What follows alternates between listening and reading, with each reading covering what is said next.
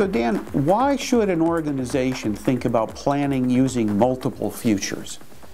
Well, multiple futures really help you think about a world under uncertainty.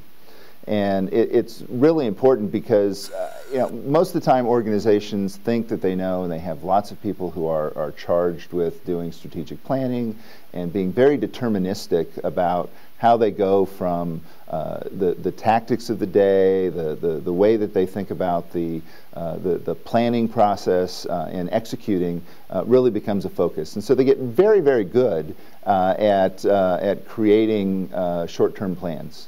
But when we think about the future, because there's so much that we don't know, we have to think about a range of possible ways that the future can unfold.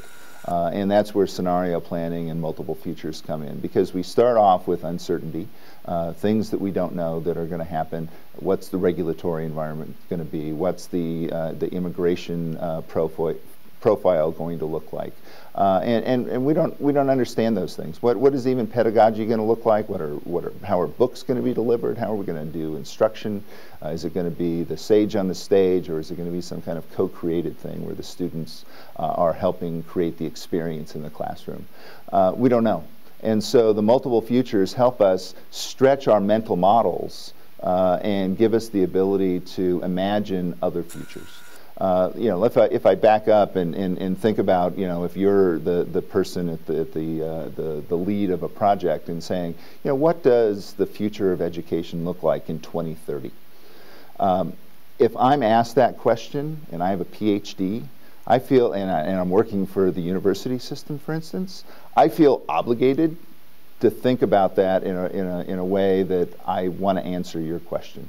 But I have all these unarticulated uncertainties that I'm now even kind of dishonestly answering for myself. I'm saying, here's the way that I'm thinking about the future, and I give you a narrative, an answer, a story. I call it a myth about the future, because I've collapsed all of these uncertainties into an answer, and I've given them values. I've given the different parts of my view a set of answers. I've constructed a story that I'm now telling you. And at the end of the day, I have that one story.